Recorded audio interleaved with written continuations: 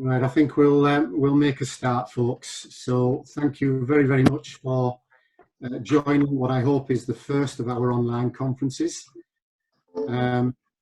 It's amazing how rapidly the world has changed in the last couple of weeks, and I guess this is the new normal now. So we've all got to come to grips with the effects of coronavirus, and I hope that the lockdown doesn't last too long. But just a little bit of housekeeping before we get started.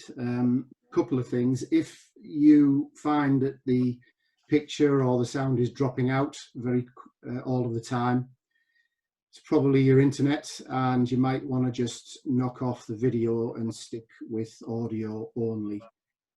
That sometimes works. The other thing is, we're going to use, as well as the video conferencing, we're going to use the chat function on Zoom. And for those who've not used Zoom before, if you look at the bottom of your screen, there's a little icon that says chat. And if you just click on that, a dialog box will open on the right-hand side. And we can have a conversation on that at the same time. And we're going to use this for the question and answer session that we're going to do at the end.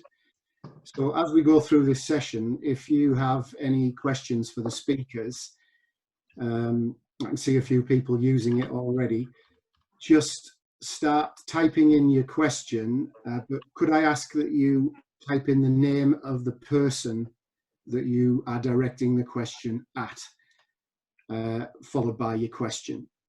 And then at the other end of this session, we'll just work our way through these questions on the chat column on a bit of a first come, first served basis, if that's all right. We're not going to get through them all. I'm sure you've all got loads and loads of questions, but what we will do is we'll save the chat and we'll share it with the speakers. And if we can, we'll ask the speakers to answer each of the questions individually, and we'll post the answers on our website. I've seen that work before and it works quite well. So just to repeat, if you've got any questions for the speakers, then please just jot them in there. And see Chris Wood has got in there before anybody else. So jot them in there and we'll start asking those questions at the end of this section. So as I said, the world has changed. We have got to come to terms with that, and everybody's businesses are affected, personal lives, jobs. It's amazing how quickly it's actually changed. Could I just ask, there's quite a number of you have probably unmuted yourself, so could I just ask everyone to mute for now, so we don't get an awful lot of feedback. It'll help the speakers. Thank you very much. The good thing is there's a lot of people taking this challenge by the horns. Taekwondo people are renowned for, getting down to it. So it's nice to see a lot of people being proactive. We're all trying to do our bit. It's good to see people helping each other. A lot of good online stuff going on. And I look forward to hearing from the speakers that we've got today. And a massive thanks to Jibreel and Richard and Siva and Sarah and Phil for, as I say, what I hope is the first of many of these sessions. So if you get a lot out of today, spread the word, and we will, do them again either once a week or once a fortnight. So without further ado, I'd just again like to thank you all for joining and hand over to Jibreel if you are ready, and we'll get into our first session, which is all about learning through technology. So Jibreel, if you're there, I shall hand the floor to you. Thank you, Ian. Hi guys, my name is Jibreel, and I'm the founder and head coach of Peak Performance Academy. We've been going for about 7 years now, and today this year we took the plunge to go full time, taking classes for our members Mondays to Fridays. We moved over to online sessions on about the 20th of March, We had the stance that, you know, schools are going to close because of the pandemic. We took the stance that we will close with schools and try and find an alternative for our members. Okay, so what I'm going to do now, I'm just going to share my screen with you so you can see my slides that I prepared for the talk. So my talk today is to basically help you walk through setting up online classes using Zoom in particular, the equipment that's needed, as well as some of the methods that I use personally to engage with some of my students online, and some of the safeguarding measures to consider when running classes. But before we start, for some of you that might be feeling uncomfortable, you know, or, you know, nervous about the idea of teaching in front of a camera, I personally was very nervous myself, and you have to remember that you are teaching to your own club members. Although you're in front of a camera, it is your own club members and you have a relationship with them. So that should bring some sort of comfort to yourself when you're leading the sessions. This is a screenshot of one of my classes that I run. This is my beginners children's class, white belt to yellow, so to green tags. We had about 25 to 27 members in their training. I've got my laptop hooked up to my TV screen, and I can see all my members. I can encourage them, I can motivate them, I can you know, correct their mistakes if they're making any mistakes, and just and also, you know, pull them up if they're not behaving. You know, we still make sure that the classes that we provide online still stick to, you know, the rules that we have in the club. Moving forwards. Okay, so here I've done some research about what other providers there are out on the market. Now, in particular, we're going to talk about Zoom today, but there's also Microsoft Teams, there's Google Hangouts, and there's GoToMeetings, who are some of the leading providers in the market that provide online video conferencing software. Some of them are offering free services. Some of them offer the paid service, and we'll discuss a little bit more the difference between, you know, opting in for a paid version or a free version. So for myself, the deciding factor that made me pay for the premium version, which only costs about £13 a month, was the fact that the free version only allows sessions to last for 40 minutes. Now, most of my sessions that I've scheduled are between 30 minutes for the peewees up to an hour for my more experienced and for my adults and teens classes. So I opted in for the £13 a month, and the classes have been working really well. You can actually schedule classes for up to 24 hours, but, you know, we don't want to be there in front of a screen for 24 hours kicking along. So that was the main deciding factor for me. That's for Zoom in particular. But I think Google Hangouts is also offering a free version. They're offering their paid version for free for a couple of months. So you might want to look at that as well. Some of the equipment that you might need. So at the bare minimum, you would need a smartphone and an internet connection to be able to host a session. You know, and that's also for members. The members can use their smartphones, they can use their tablets. I've invested in a 4K HD webcam. I saw it as I'm one of the fortunate coaches that have to pay hall fees, but, you know, that's been knocked off for me now. So I decided to spend some of that money investing in a good 4K HD webcam to provide really good picture quality for my members. But before I actually got the webcam, I just hooked my mobile phone up to a tripod, which I bought off Amazon for about £18, and I just delivered the sessions online using my mobile phone. Mobile phones these days tend to have really good quality cameras as well. What we're going to go through now is a live tutorial on how to set up a class and send that message out to your members. Okay, so I'm just going to switch my screen. There we go. Okay, so this is yours. This is your, if we all go to Zoom, for example, you create an account.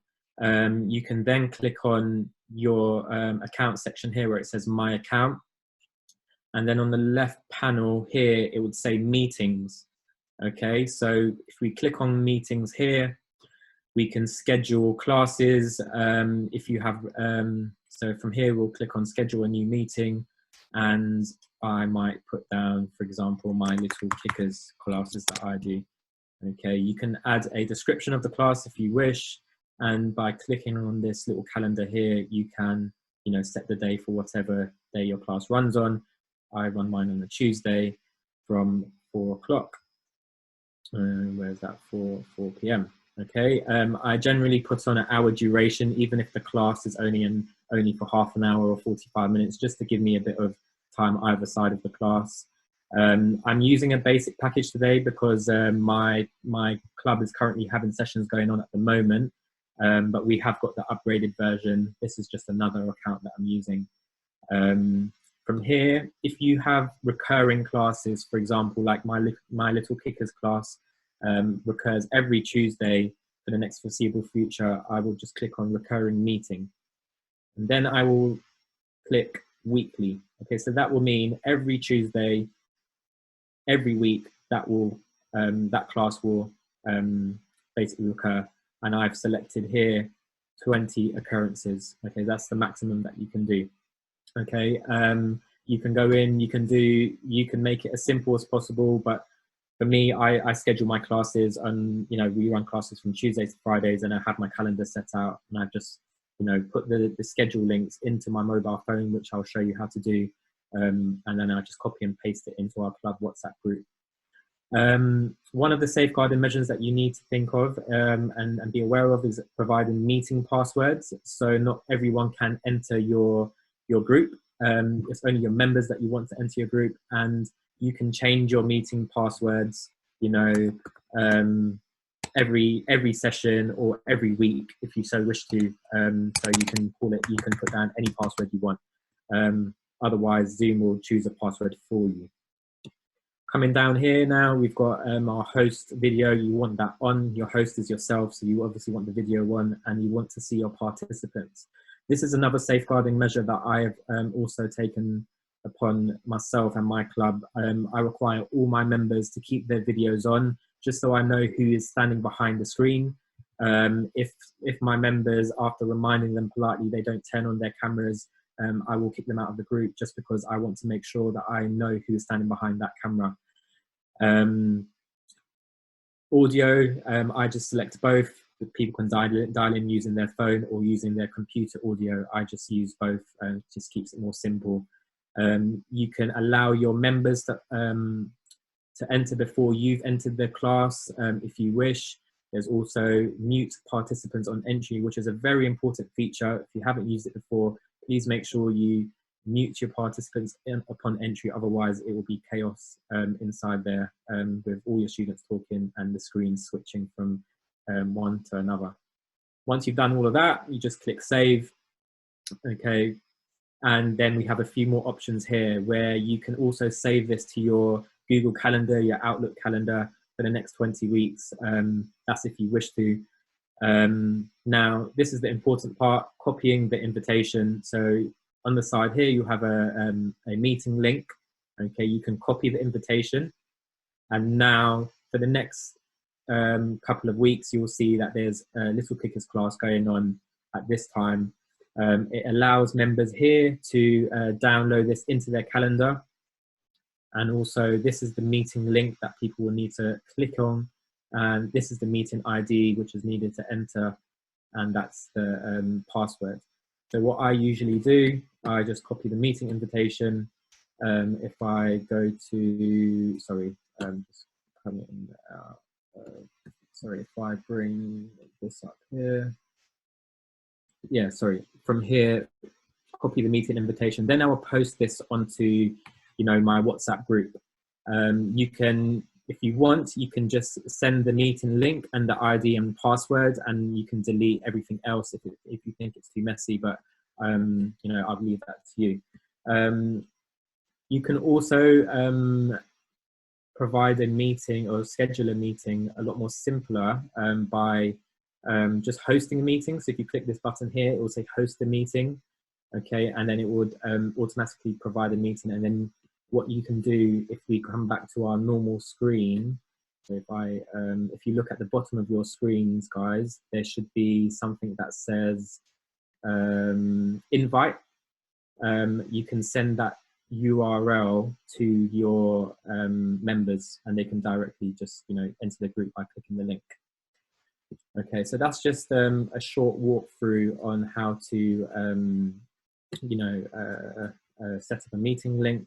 We're just going to now move on to the next slide, if I can find it. Okay, here we are. Okay, so that was how to schedule a class.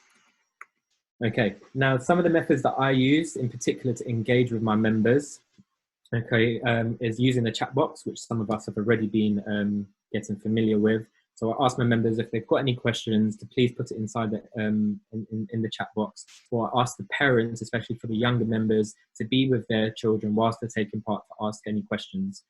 So that's one of the methods. Once you get used to using the system, you can individually turn on members' mics.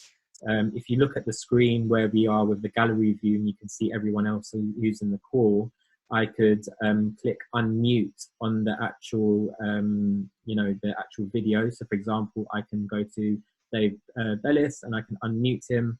Okay, and actually, has that been, Rhiannon, are we allowed to do that? Or have you turned that function off?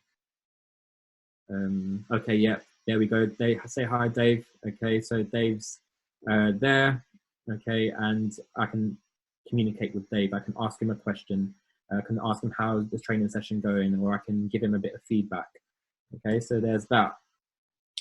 I also, after the end of every demonstration of a technique or a particular drill, I'll ask my members to give me a thumbs up so I can see if they've understood the drills, or I would ask them, can you put your hands up in the air so if you need further explanation, and then I can go in and explain it further for them. At the end of the class, I'll turn on the mic, especially for the older members, so they can communicate as a whole class, and they can give feedback to myself to, you know, to let me know how the sessions have been running and where I can improve as a coach as well. And also, some of the considerations that I take when I deliver the class is consider the length of the session. You know, some of us might run sessions that are an hour and a half or 2 hours. Very difficult to get people to do that at home. So my fitness sessions last about half an hour, but they're quite intense. The little kids, the little kickers, the 3 to 5 year olds, I only run half an hour sessions for them. Pumse and general classes, 45 minutes. And some of my fighters who I spend a little bit more time with, I'll spend just about an hour with them, but nothing more than that. Okay. This here as well is another means of, like, you know, teaching using video analysis. So here, some of my elite fighters, we are actually watching a video together to analyze a fight from the Grand Prix. And we will talk about how do we, you know, I might give them a scenario. How would you fight the player in red? What kind of strategies would you use against them? And that's another means of, you know, teaching that we can, you know, introduce to our members that we might not always have time and the facility and the resources to use when we are teaching at the club. So it's simple. What you would have to do is at the bottom of your screen, it will say share. Okay, you click on share screen. Okay, and then we can move across, and for example, you can have YouTube up and open. Here's a video of Bradley Sinden against Jae-Hoon Lee, and you can look at the video the same way you will look on your normal screen and still interact with your members. Okay, so that was quite a cool feature. We're now going to move on to some of the safeguarding measures. I've touched on it briefly. So like I said before, screens on, just to make sure that we know who's behind the screen. I've also sent out a Google form.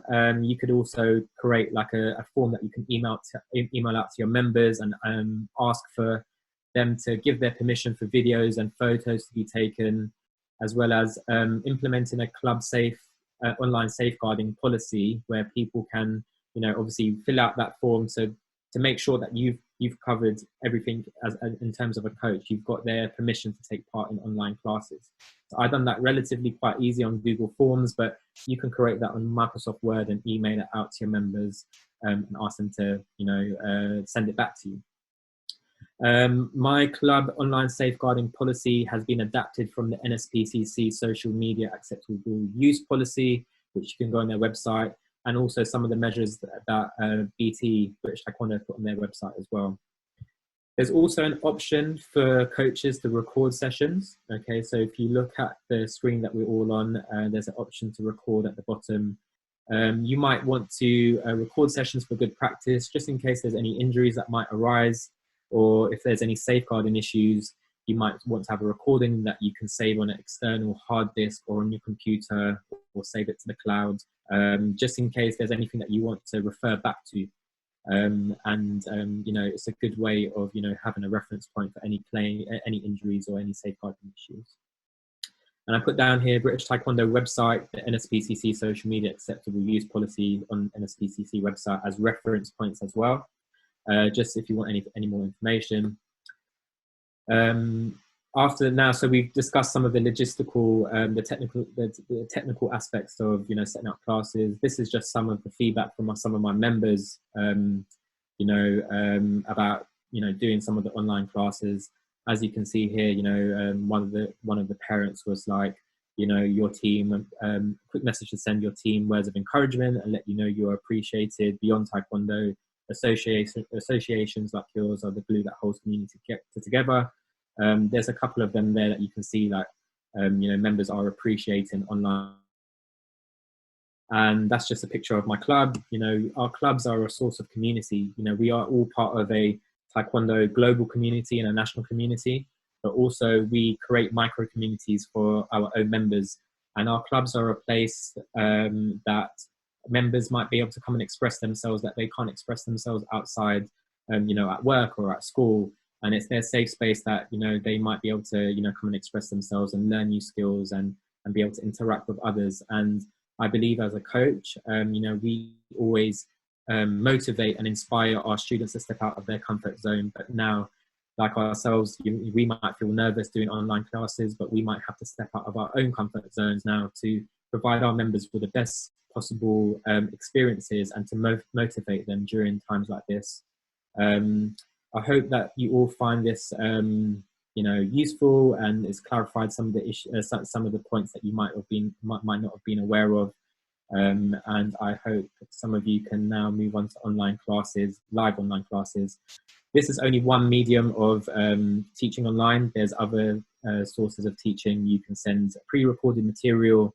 You can send YouTube videos. You can ask your members to send you videos as well to, you know, give them feedback. This is just the method of teaching that I've used and working quite well for me. So I will now pass you back to Ian. Thank you, Jibreel. That was very informative, but I'm sure a lot of you, your heads are spinning and you're thinking, how can I do a lot of this?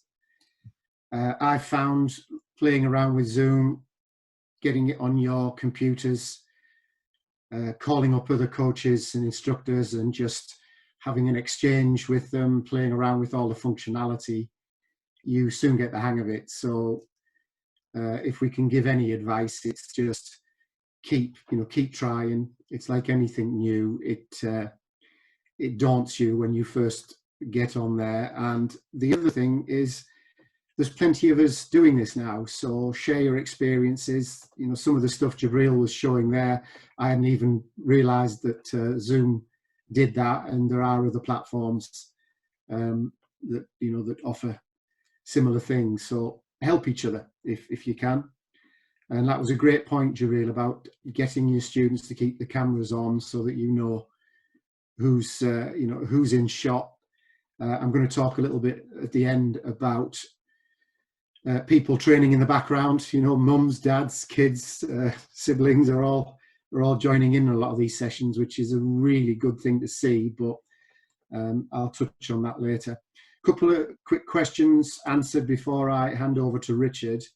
Ian was asking, can we get these slides at the end? Absolutely, we'll share the slides. Rhiannon will make sure everybody gets a copy of those. Chris asked about, can we do 2 free online sessions as you can do 2 free sessions in your normal club? Yes. And again, I'm going to talk about that at the end a little bit more. So without further ado, because we're already running a little behind, I'm going to hand over to Richard Fairhurst, who's going to talk about safe sessions at home. So are you there, Richard? You're very quiet, so we need to unmute you. There you go. Can you hear me? Yeah, Can you got hear me? now. Lovely. Right. So first off, my name is Rich Fairhurst. I am head coach of Black Widow Taekwondo. We went full-time 9 years ago, just gone in April. Before that, I was a prison officer in the prison service for 8 years, and that's relevant to some of the chat that I mentioned later on. I also think that's probably one of the biggest influences on my coaching journey. I was junior national team, senior national team, and I am currently development pathway coach, and I've been the pathway coach since 2015. So that's a little bit about me. I thought Jibreel's conversation to start off was really, really good. He's covered a couple of the topics that I'm going to cover, but I do think that they're so valuable. They're definitely worth just revisiting them a little bit. So yeah, I want to talk about safety online. We're all thrown. Oh, you are just getting me for 10 minutes as well. You're not getting any fancy slides. You're just getting my face and my voice for 10 minutes. I think both Ian and Jib's already said this is a brand new way of coaching for all of us. 6 months ago, 1 month ago, nobody was doing this in Taekwondo. And I'll hold my hands up when it all happened. I shut the gym for the last time, and I thought, is that my coaching done? What's going to happen now? I quickly started speaking to a few people, Siva being one of them, Tony that I know was on today, another one, and it's turned very much to being, this is a good opportunity. This is a very good opportunity to expand your knowledge and expand what you know. If we're all nervous of new stuff, but that's just the way it is. So what am I going to talk about? I'm going to cover safety at their end when they're training, some practicality things, some stuff that Jibreel's already covered, but again, worth going over. Some stuff for us to consider at our end, and then some slightly probably not nice subjects to cover, but I do think it definitely needs talking about. I will keep into my notes as well. I'll put some links in the chat box as well for some useful forums that I go on and some interesting stuff that's been offered to coaches at the moment. So main talk then. So dynamic of coaching has changed. It's no longer athletes and students coming into our gym. We're going into their home, and I think that change in dynamic is important to acknowledge, because for them that's their safe place, that's their place at home, that's where their family is. And I'm saying as a coach, don't underestimate what that can do. People might not be comfortable putting that camera on, and I've got in my chat about putting cameras on because I think that's really important for safeguarding and safety. But I guess for me, it's just acknowledging their anxiety about it. It's okay. I'm not here to assess the decor of your living room. I'm here to coach you. It's absolutely fine. So we'll cover a little bit about what they do at their end, what we do at our end. At their end, I'm a firm believer that we encourage them to take their responsibility.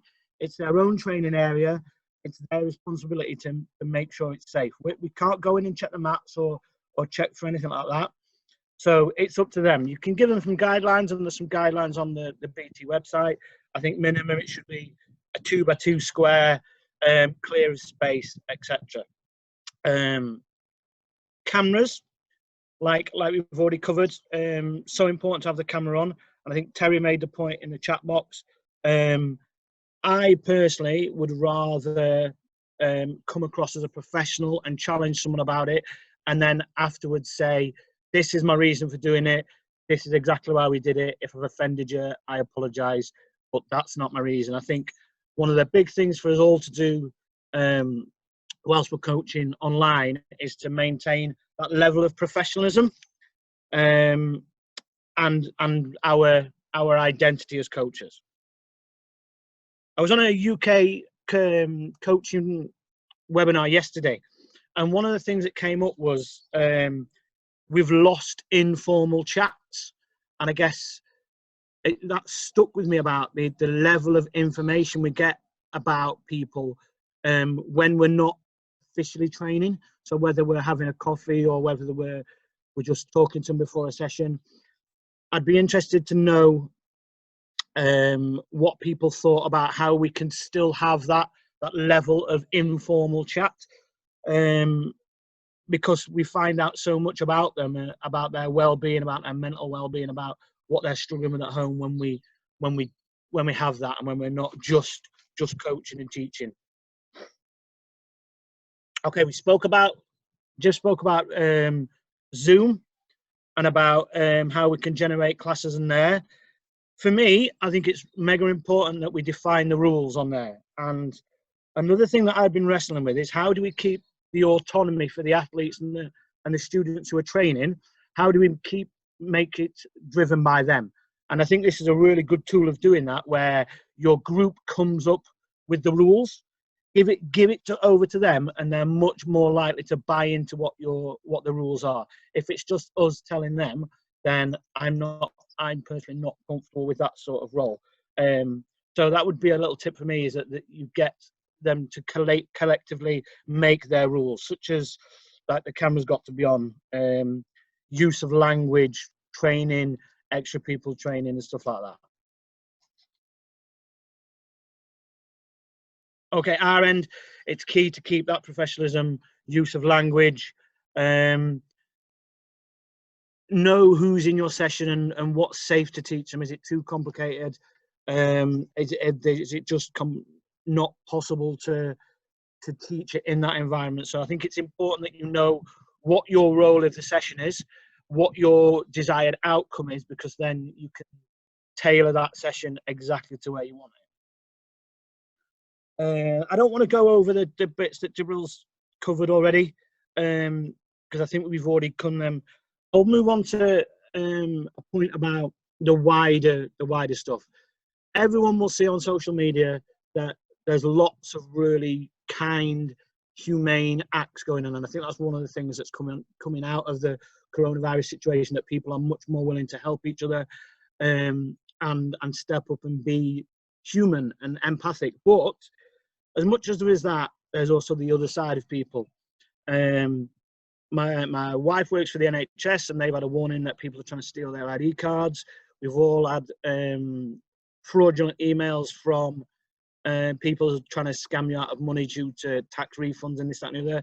And unfortunately, online safety is no different. My 8 years in the prison service, 7 years of it was working directly with sex offenders who offend online. And there are some incredibly intelligent, devious people out there. So it's our jobs as coaches to maintain the safety of our group. It's our role primarily to keep everyone safe. So I was pleased when the camera point came up, even though I've already got that. It's important that on this little chat box on the right hand side, it's got people's names, and it's not got iPhone 76312, because that could be anybody. I would encourage you to be cautious, but don't let it hinder your coaching. One of the things that came from my time in the prison service is sort of be wary of everybody, and it's much easier to then be honest about why I've done something and why I've been wary, than if you've not been wary and cautious and let something happen that you haven't wanted to happen. So I guess, yeah, that was the point that I wanted to get, really, is that there's reams of good people doing really fantastic stuff for people, but there are still a few very devious people out there. So it's not about don't avoid what we're doing because of that, but have it as at the forefront of your mind. Don't give passwords to Zoom out publicly. Make people contact you privately, or do it on a close Facebook group or something like that. So yeah, that was about it, really. I'm at about 9.5 minutes here. So like I said, my main summary points are: encourage them to take responsibility at their end. It's their training environment.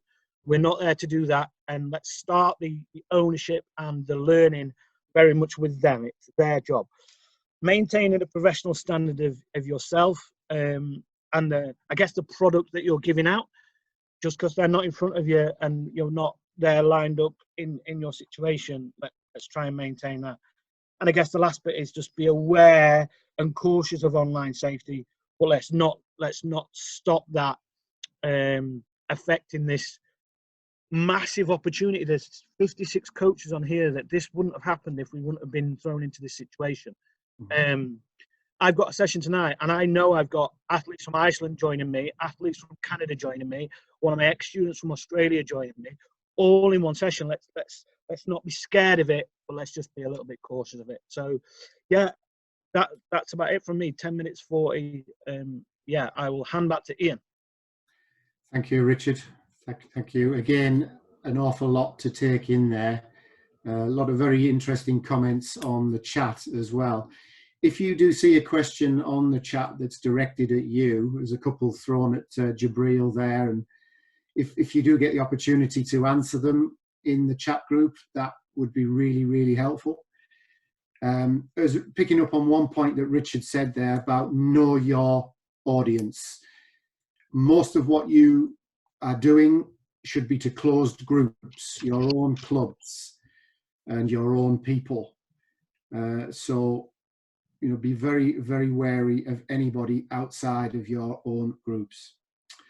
So I'm going to move very quickly on to our third speaker and hand across to Siva, who's going to talk about the importance of engagement and continuity. So Siva, if you're there, the floor is yours.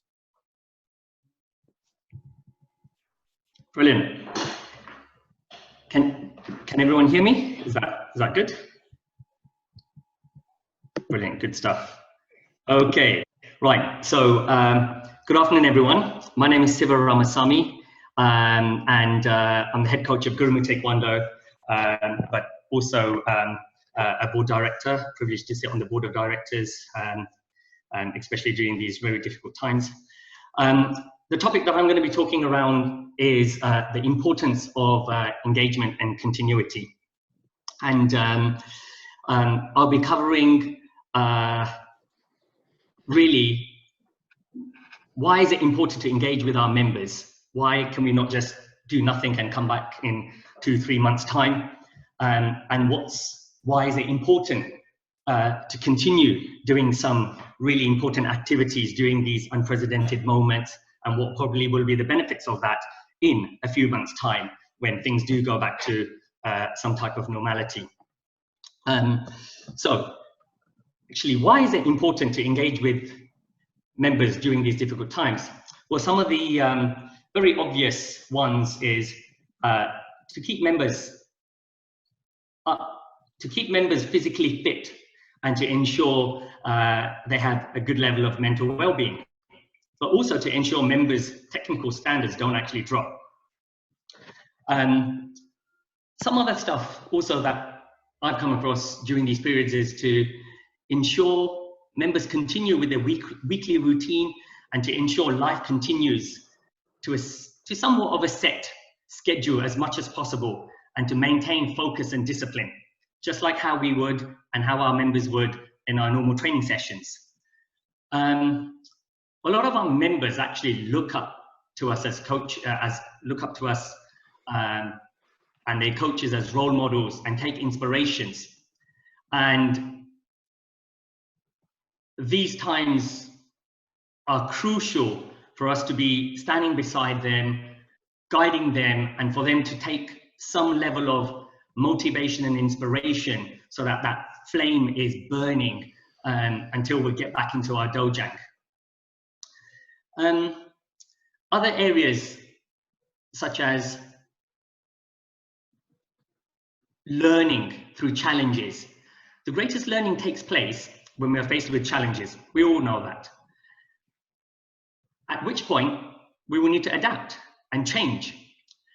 In the world, in our world, in the sporting world, adapting to a changing situation and environment are quite key elements, especially at high performance levels. In the current climate, it's extremely important to teach our members the importance of adaptation and continuing with their Taekwondo and learning developments by overcoming challenges and constraint. I'm sure some of you coaches, if not all of you, have come across constraint-based learning methodologies in the world of sportings. And I really think that the current situation is really challenging us and throwing a whole lot of constraint in how we deliver sessions and how our members engage and participate, as the previous speakers have highlighted. But also in the modern sporting world, it's extremely important to create an independent, self-thinking, autonomous athlete. And again, this is a great opportunity to incubate those behaviors, encourage athletes to take responsibility for their development with the right support mechanism in place, as again, Jibreel and Rich alluded to in their really good presentation. Attributes such as adapting, overcoming challenges, and being an independent, autonomous person just doesn't apply in sport. It applies in all walks of life. And I think if one thing that we can impart in our members is these values and these behaviors that they could take away and use in all walks of life. Who knows? They might be also your next assistant coaches, assistant instructors. So during this period, what great way of instilling some great elements into our members.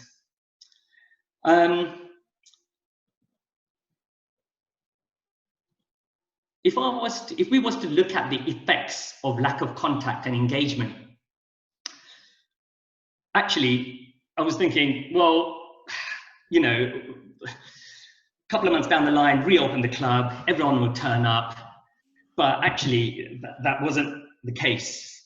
Week one, there was probably about 50% of my members participating. And I was thinking, oh my God, you know, if I don't start taking some radical actions and start being proactive, I could potentially lose a whole lot of members when I restart. So thinking more deeply into the effects of lack of contact and engagement, well, as the previous speakers pointed out, but more importantly, no contact and engagement with your members may result, well, in bad habits being developed by our members and potentially losing interest in Taekwondo and quitting when the club reopens. I actually caught one of my new starters who's been with me for about, I don't know, 2 months or something like that. Their session was at 4 o'clock on a Tuesday. At 4:15, I had a Instagram live message pop up with this kid on Instagram. I was on the phone to the parents straight away. But you could imagine bad habits being developed. When I was researching around about habits, there's a study that was carried out by the health psychology researchers at the University College London, who found that on average, it takes 66 days for a habit to become ingrained in someone. And that's a research by UCL. So technically speaking, about 2 months of no training, no contact, you know, bare minimal activity may potentially result in massive change in behaviors and habits, which can result in loss of members, loss of talent, loss of, you know, a dent in all the hard work that club coaches have put into their club development. Now, taking that a bit more further, well, okay, right, if a few leave, I can always mark it and get a few more back. But lots of students in the short term, or in some cases, if it takes longer for members to rejoin the clubs post-coronavirus, ultimately hits on the income. And if you have commitments, especially if you are a semi-stroke full-time club, gym, with fixed overheads, staffing cost, the impact can be quite staggering.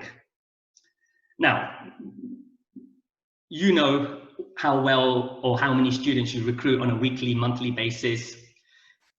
If we are potentially losing 10, 20, 30, 40% of our members, and if they didn't return to the club in a few months' time, what is the short, medium, and long-term impact on our martial art business, on your martial art business, that you've worked extremely hard to build up with passion, drive, and determination after the years. Well, how long will it actually take us to get back to the point pre-coronavirus, January, February? How long does that take? You know, and also, how much effort does it take to actually re-recruit those members that we've lost during this pandemic time? Yes, there's government support, which Payne will touch upon later, but we have to bear in mind it's only a short-term solution, and it won't be going on forever. So after that, we're still left with a bit of a dent in our financials or financial planning for the future.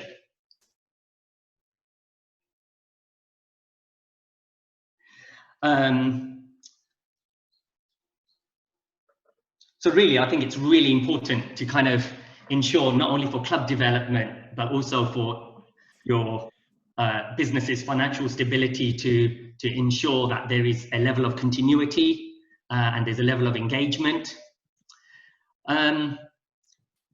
As previously mentioned by Jibreel, live training and pre-recorded training are great. Personally for me, the live trainings and the virtual trainings have worked really well. It's business as usual at Gurumu, and based on my Monday's record and register, we're currently hitting 74% of our membership training twice a week, and I'm looking to take that target up to about 85% by end of next week.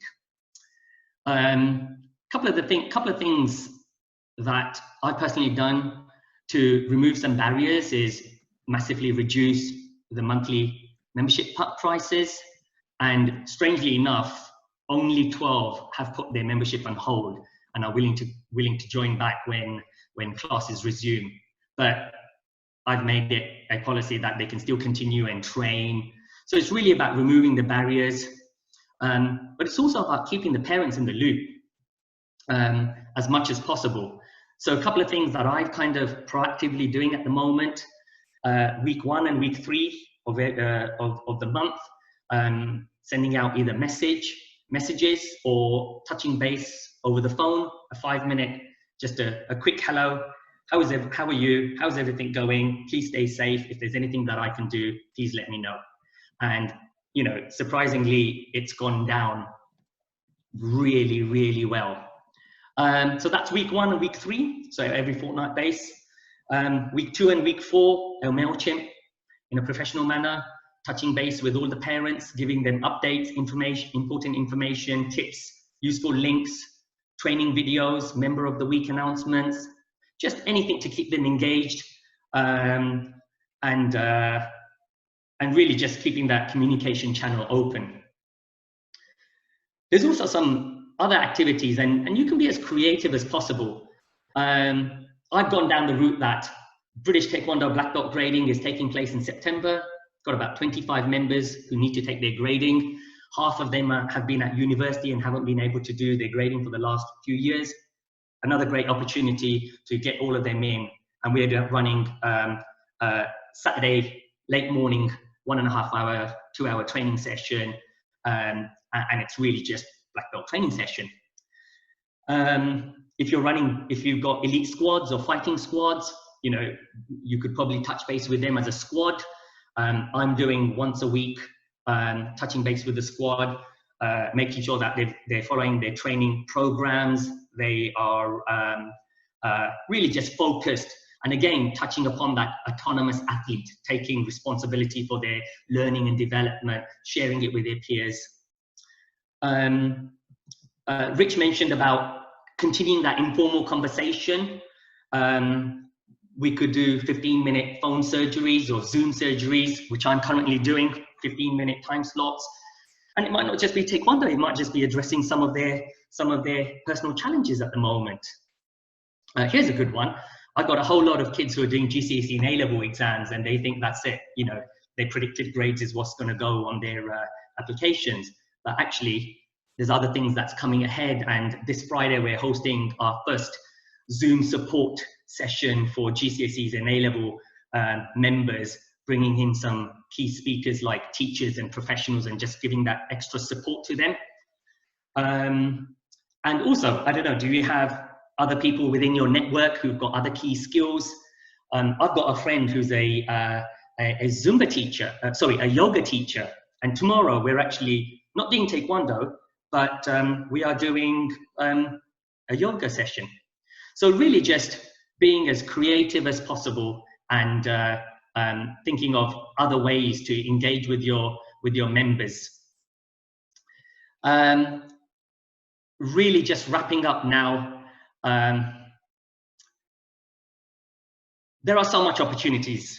There are so much opportunities. There are other martial arts organizations that are probably closed, who are probably not doing anything. This is a great opportunity to maybe scoop some of their members up. They could be online tech learners, scoop them up. You've got parents, siblings, you probably have them joining in. There might be opportunities for them to start training in the future. New classes, I've started a new Rumble and Tumble for Tiny Tigers as a result of just supporting 3-4 siblings in my own family. But now that's gone to 9 members next week. So really just being creative. Just the final wrap up is that these are very difficult times, but I do believe that there are some very key opportunities here. And if we do nothing, then nothing will happen.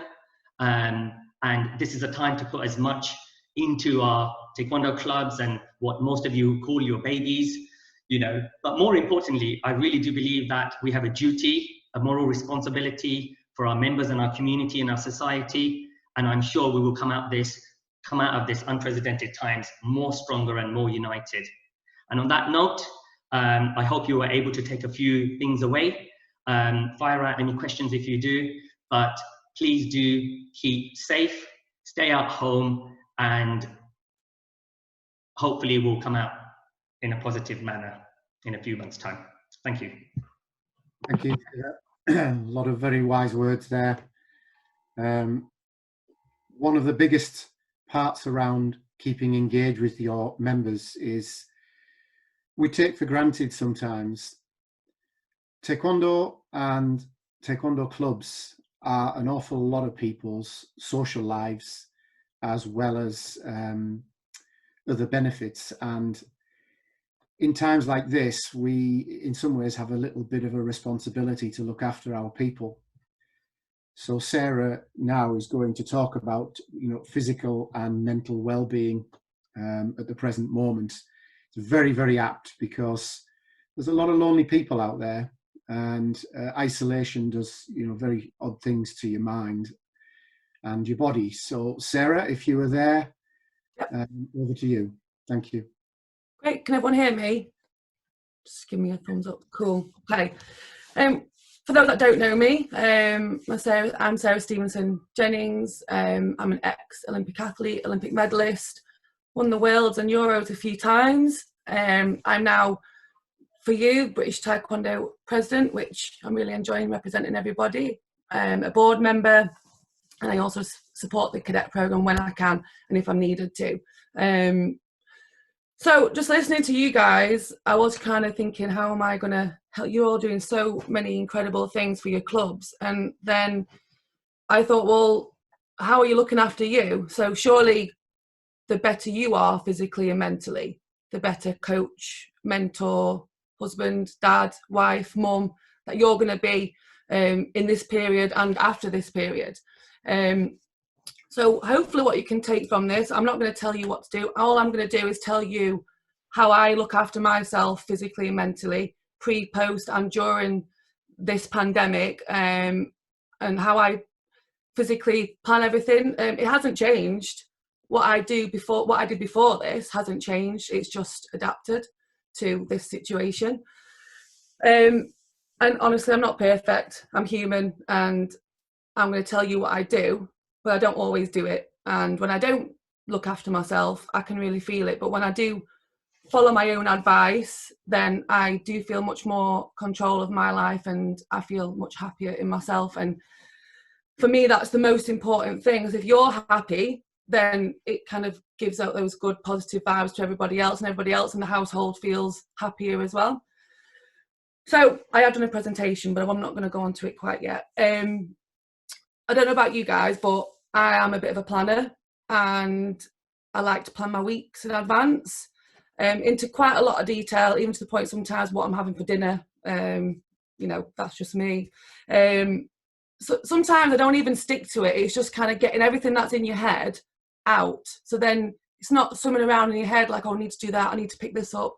I put it down, I write it down, I put it in my iCloud planner, so it's out. I'm doing that on Wednesday. So these are the kind of things we're going to talk about and how I do that. And I think it just stems from being an elite athlete. You know, everything had to be perfectly planned. And I know you guys can totally get that, a lot of ex-athletes out there. You know, in order to reach that end goal. It's obviously a little bit different when you're dealing with real life situations, being a parent as well. So before you can plan, well, before I can plan my month, week, day, whatever it is, you've got to have a happy list. And does anyone have a happy list? Anyone know what a happy list is? Probably not yet. Never heard of one before myself, said. Sorry, what did you say, Ed? Is that Ed? Never heard of a happy list before. Oh, well, you are going to hear it now, Ed. Lucky you. Right, okay, so I think that everyone should have one of these. We should all know what we need to do to make us happy. Okay, let me just get I'm going to share with you my happy list. Don't laugh, because there is some things on there that might not make you happy, but it makes me happy. Hang on a minute. So hopefully this will work. Just one sec. Okay, here we go. Hang on. Trying to figure out how to, should have listened a bit more closer to you, Jibreel. Right, here we go. Okay, so here is my happy list. So my happy list hasn't changed because I haven't changed, but how do I adapt it to living in COVID-19 era? Okay, so these things I have in my weekly planner or monthly planner, depending on, you know, what you're doing that week, that month. But if it's planned, then it makes me feel happy and it makes sure that I get everything covered. So me time, obviously, I can't go out for a coffee now. I can't go and do some nice shopping. Well, I can go shopping, but it's the most depressing thing I've ever done in my life, going shopping right now. So it's a little bit different. Can't go and get my nails done. Can't get my hair done. I can train, which is amazing, which is what's keeping me going right now. So that's changed a little bit. So me time, I put into my weekly plan that has to be in there, you know, around all the other stuff that you do in your clubs and your work life. You've got to put these things in. So now me time is planned every week with my husband. We'll sit there, we'll put these things in together so everyone knows that's mummy's time. She's going upstairs to watch Emmerdale, leave me alone. Whatever it is going to be, just it has to be for you.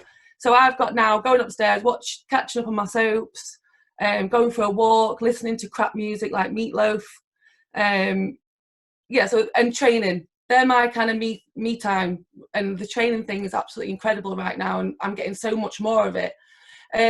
Tidy and clean house, that doesn't really change. I know that's not a happy list for most people, but that makes me feel good if my house is clean and tidy. Obviously, I can't do that on my own now because there's a house full of people. So now, kind of do that every day, but it's planned in now. Every Thursday, I have a couple of hours to do whatever I need to do. That keeps me happy. Speaking to family and friends, actually, this is even better than it was before. You know, before we were all too busy, weren't we, to speak to family and friends. And I tended to probably not plan that in. You know, you just think that's easy to do, pick up the phone. But if it's planned in, then you know you have to speak to these people on certain days, or you want to try and keep in touch, especially that I'm not living in the place that I was born, you know, like some of you guys as well. It's really important to keep in touch. But for me, this is even better than it was before, because everyone's at home and there's lots of FaceTime going on. So I'm not really planning this in, it's just there, and it's great. Planning things to look forward to is really hard because I've got about 4 things that have been cancelled now or going to be cancelled now. So this one's a tough one, and I've kind of had a word with myself. I've accepted that we can't really plan a lot of long-term things. So our holiday to the caravan for Elsie's birthday's been cancelled. I had a couple's weekend planned to Amsterdam.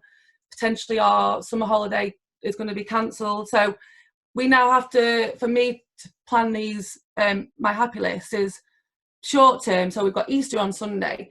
So that's in the list. I can see it every week when I look. Oh, it's great. We can tell the kids we've got a nice day on Sunday. We've got Easter. We've got a birthday in a couple of weeks. I had my birthday last week. So it's little short-term things to look forward to at the moment. Date nights and family time, they can still be done. It's just in the house, which really, my date nights were in the house anyway. So these things didn't really change, you know, because you've got to get a babysitter, don't you now? So it's a little bit more difficult. But, you know, we are still doing like all the homeschooling. Steve has to still speak to his athletes. I'm doing, you know, 3-4 online sessions, you know, obviously a lot less than you guys, but it's still in there. But when it gets to like Friday and Saturday nights, we can plan date nights with the kids, whether it be movie, whether it be, there's so much you can do in the house now. If you Google, there's lists and lists of everything, especially for families as well now. Our kids like pizza, movies, we like games. So we plan that in so we can say, you know, if you do this today, don't forget we've got our date night. No, you can't have sweets now because we've got a date night. We have sweets on date night. So it's all in there ready and planned. Couples night, out. It's not out, is it now? It's in. So we're all in. How can we still have kind of these night outs with friends? And we did it on Saturday. We did it with Zoom. I was the quiz master. I hosted a quiz. I was great. I thought I was a really good quiz master. I had a bit of a headache Sunday morning, so it ended up a really good night, actually, considering we were using Zoom. So these kind of things are still going on. It's how they adapt. I think the biggest thing for me that's really made us happy in this situation is the family time, the training together as a family, moving, fitness, being outside in the garden or going on our daily walk around the block, whatever it is. For me, it's that getting out there in the fresh air, working together, moving together. And I feel like my family is in a really good mental and physically healthy time at the moment. Okay, I'm going to share with you my, this is the last slide, my weekly plan. It does look a little bit intense because I do plan everything, but it took me literally 20-30 minutes on a Sunday night sitting with my husband. We did it together. There's stuff in there for him as well that he needs to do to make his, you know, to calm himself down and make him feel happy. So I'll share that with you now. If I do share these slides, don't send my weekly plan to everybody. Just keep it for yourself. Okay, so this is our weekly plan for this week. If you say Monday, for example, Parza's session, that's my friend who is like the new Joe Wicks doing a session every morning at 9 o'clock. He used to be my old strength and conditioning coach, so he gets his kids involved. So we do that. We potentially do phonics. Some of you older ones like me didn't really know what phonics was, but we can watch, teach my daughter how to, you know, read all the sounds online. Then we do one of her lessons. We'll have a snack. We'll go for a walk. As you can see, Monday was my Sarah's presentation time. That's me here. We'll do another learning. We'll go outside. We'll do a training session. So as you can see, the me time stuff in there is going for a walk on Sunday. That's me. Steve's got going on his drums on Wednesday. Yes, he does have a drum kit, people. I don't know why he's got a drum kit. He's never had a drum lesson in his life, but that's what he wants to do on a Wednesday. Keeps him happy.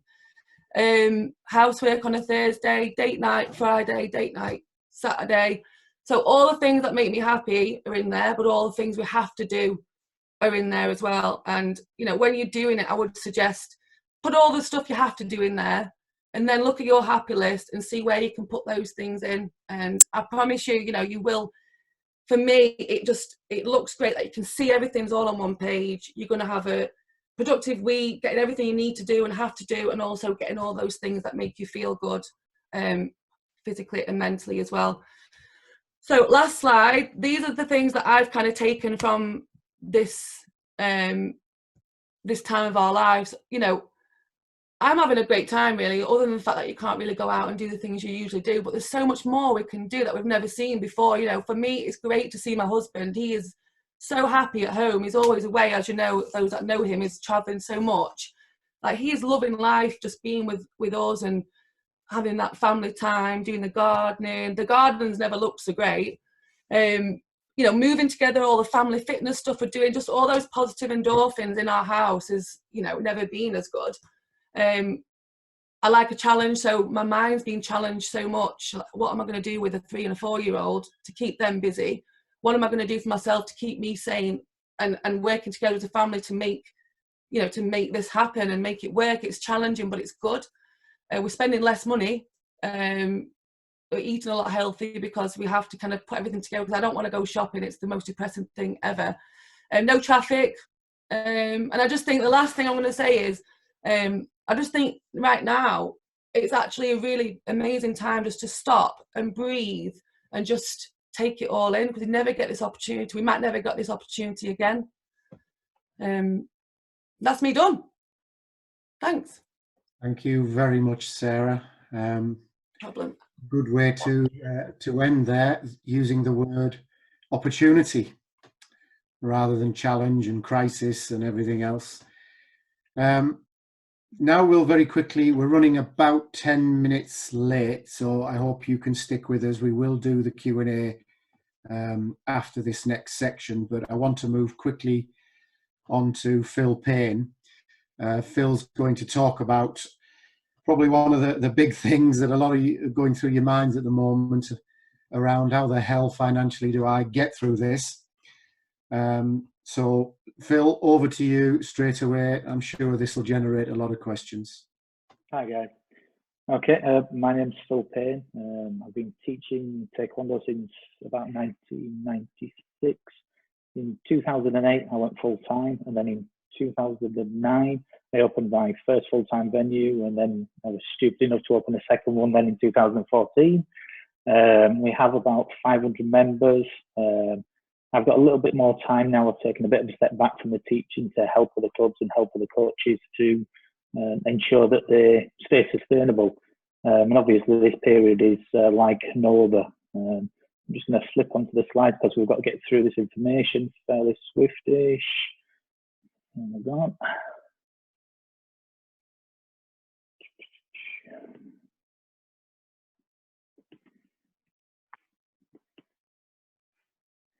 Okay guys, hopefully you can see this. Okay.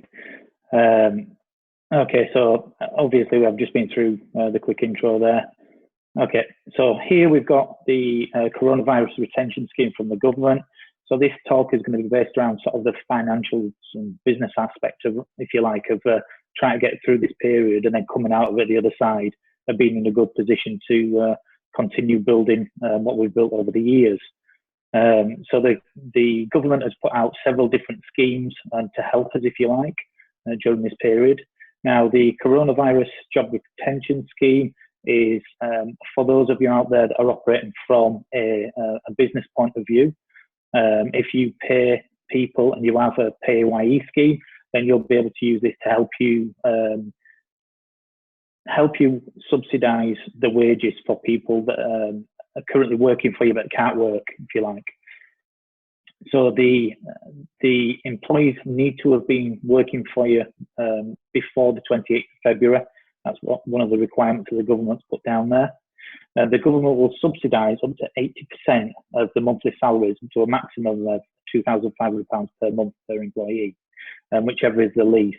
Now, it's up to you guys if you run with this PAYE scheme, whether you want to subsidise that and add the extra 20%. We're going to do that with our staff, but it doesn't mean everybody is in a position to do it or will want to do it necessarily.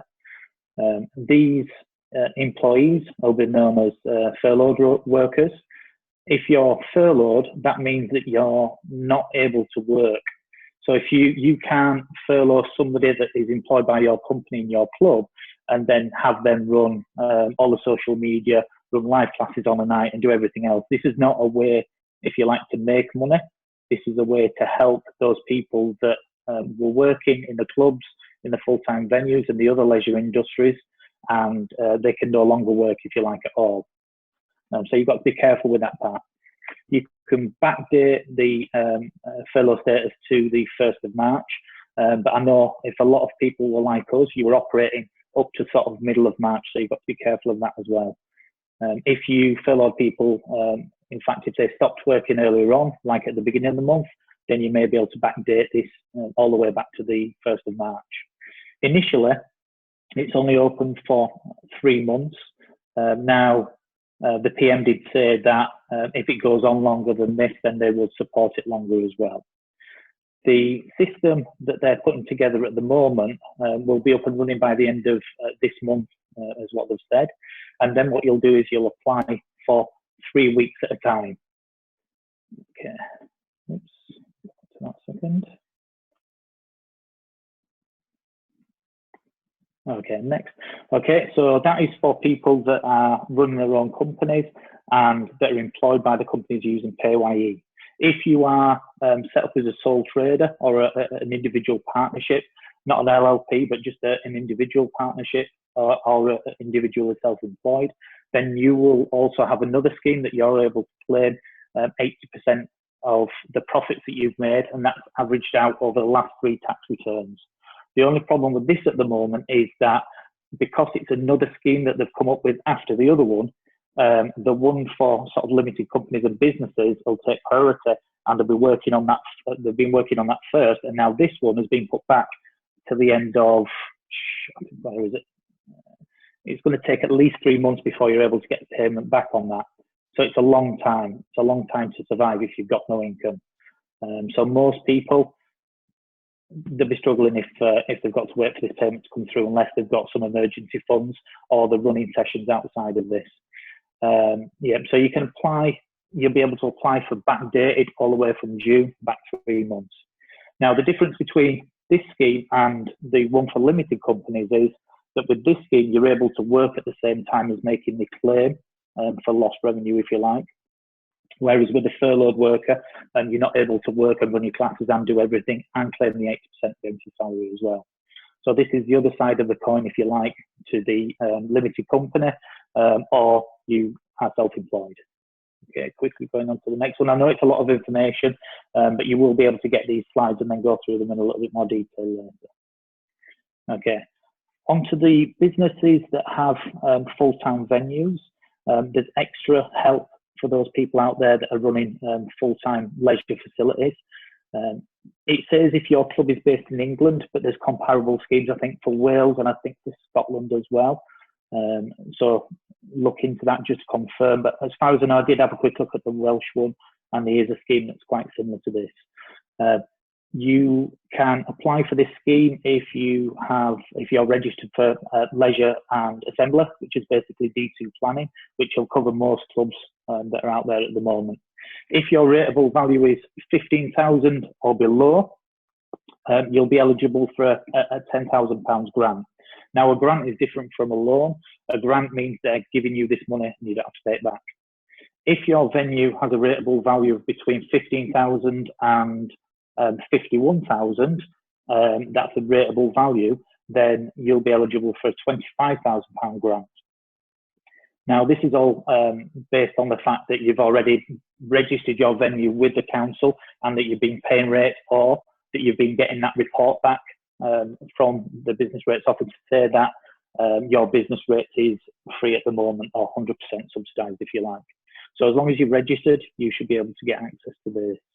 Now, the local councils were paid this on the 25th of March, and I've got quite a few connections outside of Taekwondo as well with a lot of other full-time venues, and some of those guys have already been paid this grant, if you like. So it should be getting paid over the next few weeks. Now, to register for this, it says on the government website that you don't have to register, but the best way to do it is to go to your council, and each one is different, but they'll either have an online form or will say, please email us this information, or there'll be some other information, where to submit information, if you like.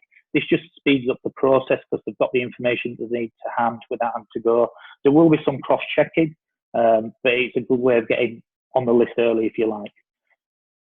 Let's move on to, in terms of those people that have got a rateable value of 15,000 or more, you will now be able to get free rates, if you like. So our Leeds venue, I think the rateable value is about 24,000 at the Leeds venue, and we probably pay about 7.5 because we have a 25% reduction for being a CIC. So it would be £1,000 a month, and now that's going to disappear for the next 12 months. So as well as the £25,000 grant, because it's a high rateable value, we will also get on top of that free rates for the next 12 months, which is from April, which is good. Okay, so that's a quick overview of the government-based grants. And we'll quickly move on to the second subject that I've got. So this is planning for not just after, but what you can do now as well. It's a quick overview, though, of sort of my view on this area. Okay, don't be the ostrich. Okay, if your finances are in a sticky situation, then you need to start forming up. You need to start doing your homework. Don't just stick your head in the sand and hope it's going to get better. We don't know if this scenario is going to be the scenario for the next 2 months, or it's going to be 3 months, or it's going to be 3 months. And then what they're going to do is they're going to allow people more movement. And then as the numbers rise again, then they're going to clamp down again. We just don't know. Okay, so what you need to do is, first job is reduce your expenses. Okay, if you've got expenses that you don't need to be paying out, for instance, just one example is over at the Leeds venue and the Halifax venue, we spoke to the guys that collect the refuse, do the bins, and basically we've been able to put that on hold. And if you have quite high rent, but you have a good relationship with your landlord, get in touch with your landlord. You're nothing out to speak to them and see if they'll either give you a few free months, or if they'll reduce it over a period of time, or even the third option being if they can allow you to not pay now and then spread that payment over a year, 12-month period in the coming months. Okay, so there's other options you can take on this. Plan for different scenarios. I've just mentioned that we don't know how long it's going to take, so plan for these different scenarios. I think BT sent out a spreadsheet that can help with that, in terms of putting your figures in, and then what happens if this happens, what happens if that happens. Take advantage of the subsidies that we've talked about. Okay, so jump on the case with that. Any free money that you can get or subsidies from the government, do it. It'll help you last a lot longer. And if you do have an emergency fund, then it'll help you preserve that. Reduce dropout. So Siva was talking about engagement with groups. I've got here your online service, whether that's streaming on Facebook or whether that's using Zoom to interact with your students and deliver classes. Also as well, Facebook groups, keeping in touch with students, regular communications, whether that's text or emails or whatever it is. Sarah's already talked about the health side of it, okay, but don't sacrifice your health. Don't kill yourself doing this. You need to make sure that you're in a good position to be able to support the club and support yourself and your family going forwards. Okay, so that's planning for now. This is a time now where we don't have everything going on, unless you're running every class every night. Okay, you've got some downtime where you can work on yourself and work on positioning yourself to hit the road running when we're back into normal classes. So use this time wisely. If you can, reading books, podcasts, speaking to your peers, speaking to mentors if you've got mentors, but use this time to educate yourself on how you can improve your products and to improve your service, improve the business side, improve the marketing. Work on your martial arts programs to improve them. If you've been talking about introducing a kids program for a long time, or you're looking at an adults only program, then get that down now. Okay, you're never going to have a better time to do this sort of thing than now. Prepare your marketing so that when you come back, you can get your ads straight out, so you don't have to sit around thinking what you're going to do and then act in a sort of reactionary way. Make sure you plan this stuff now. So as soon as you're open, you can get on it straight away. We are going to lose students. Even if you've got the best service in the world in terms of online, you are going to lose students. And like Rich already highlighted as well, if you, and Siva talked about as well, students getting out of that regular routine. And that's what causes a dropout in a lot of cases. They're out of that training routine. So you need to make sure that you are in a position to replace some of the students you do lose as soon as we're back on it. In terms of supporting yourself, if you've been talking about starting a sideline business, now's the time to do it. Now's the time to look at this in more detail and put something together. Okay, having a side hustle these days has never been easier. There's a little kid that currently works through YouTube that basically unboxes toys, and he's earning millions a year from just unboxing toys. Okay, I'm sure a lot of people have got a specialization in a certain subject that can maybe put into a course and they sell that online. Okay, so subsidize what you're doing or what you're not getting through your taekwondo as well at the moment, especially if you try to make a living from this. Okay, last slide. Okay, this is me. This is the tortoise here. Okay, if you plan everything out and then invest in the long term, then over a period of time you will get where you need to be. But it's about setting yourself up to have the correct daily habits. Now, we're not talking about just training, but financial as well.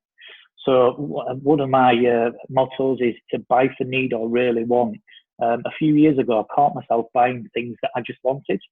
And I had the income at the time to be able to do this and supplement it. But then at some point, I just ended up with a house full of stuff that I didn't need. So first thing is stop buying stuff that you don't really want or you don't need. Don't buy just for one. Build an emergency fund. So for me at the moment, I've been full-time since about 2008, run full-time venues since 2009. But as things stand, the club has a rainy day fund of about 4 months. And then on top of that, my own company has an emergency fund as well, which can carry on paying me once that runs out. And then on top of that, I have savings as well that I can fall back on if I really need it. So what you need to do is make sure that you've got this balance of having these emergency funds so that if one runs out, then you can go to the next. Now, the next job for me is, I've done this one already, is to pay down any debt. So we're talking about going forwards, what we need to do to put ourselves in a better position should something like this happen again. And the chances of another pandemic might be low, but the chance of a recession now could be quite high. Okay, so we need to take these things into consideration and see what we can do to put things in place and build these healthy habits to try put us in a better position for if this happens again. The next stage is to make sure your business and your club is configured in a tax efficient way. Okay, if you are paying out lots of income tax, you're paying out loads of, you're having to go VAT registered, any extra taxes that you're paying that you don't need to pay necessarily, if you can reduce that and configure your business in a tax efficient way, that's going to be a benefit to you and your families and your club as well, because this is money that you can reinvest in the club. The last point is to build multiple income streams. Now, this is a big thing for me personally, in terms of I want to teach martial arts because I enjoy teaching martial arts. I don't want to get into the situation where I'm teaching martial arts because I have to teach martial arts. So it's important for me that I have these multiple streams of income, if you like. It's even worse if you're in a scenario where you're full-time with a club and at the same time as well you employ your family members too. So that's really putting all your eggs in the basket.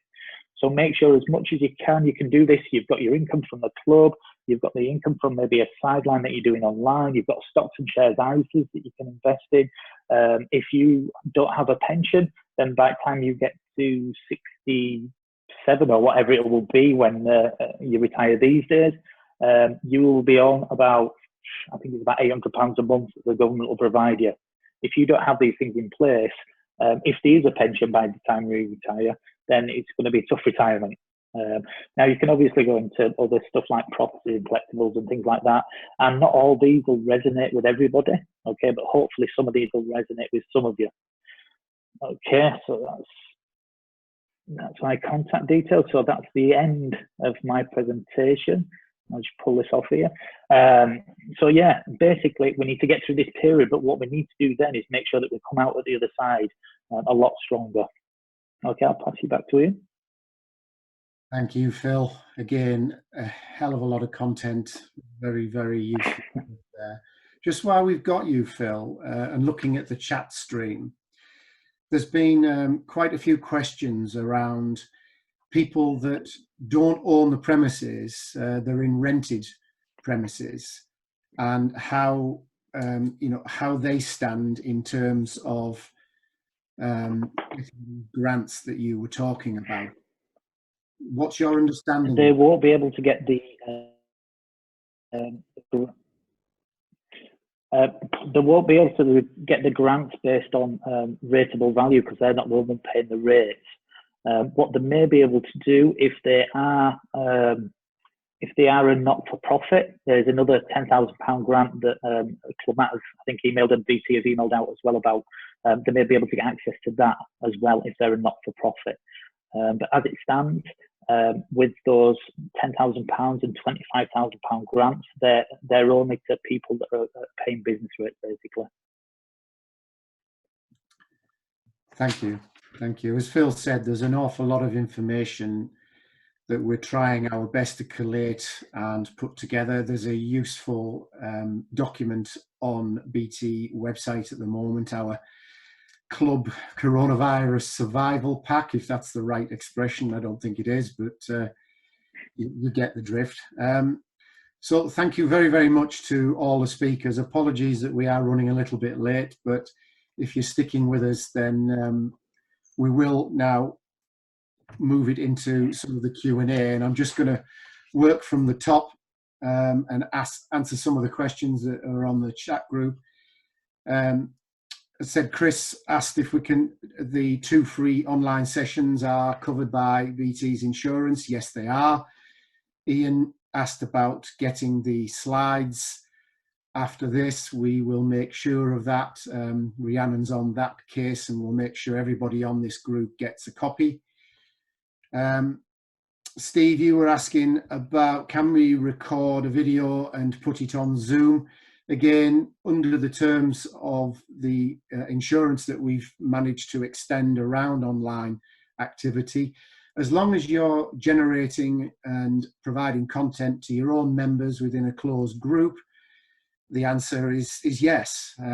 It's just, we're in very, very shaky ground if you are putting out general content that isn't to your own members. I know a lot of these people, your Joe Wickses of the world, they are putting stuff out on general, YouTube videos and the rest of it. And our general advice to people is, if you've got a personal negligence insurance that covers you personally, if somebody does decide to sue you, and in this day and age it could happen, then you're protecting yourself. But our insurers have said that if you're providing content to your own members and it's a closed group, just like it is within a normal class environment, then the insurances are all valid.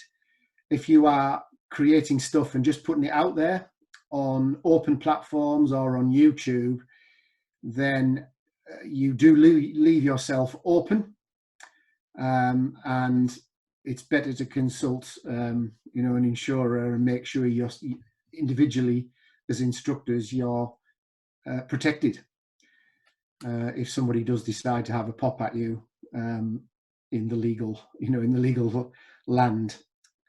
Another question was from Chan around the size of the area. We have put down 3 meters by 3 meters. Richard, you mentioned 2 meters by 2 meters. We're just trying to keep people safe. So as long as you are advising your members that they are in a open area where they can swing their arms around and move around freely, there's no obstacles, again, the kind of things that go on in your own club environment, as long as you're telling them that, then you're covering yourself as an instructor. You've told them, don't just stand there with lots of obstacles around you in an area where it's unsafe. So please, just beginning of each session, just remind your members to operate in a safe space. That's the key message here. If they don't do it, it's up to them. At least you've said, and then that covers you as an instructor. Glenn, you were asking about mechanisms to share information. And that's quite an interesting one. I know we have WhatsApp groups. There's a Facebook group as well.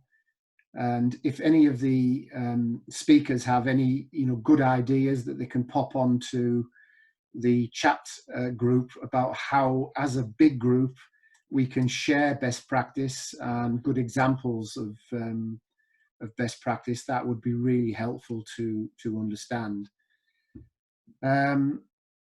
Without running out of time, Mark, Russell, you were asking about a limited company and sole trader. Maybe Phil, you might be able to pick this one up. I'm just scrolling through because we've had a lot of comments on there. Let me see if I can find it.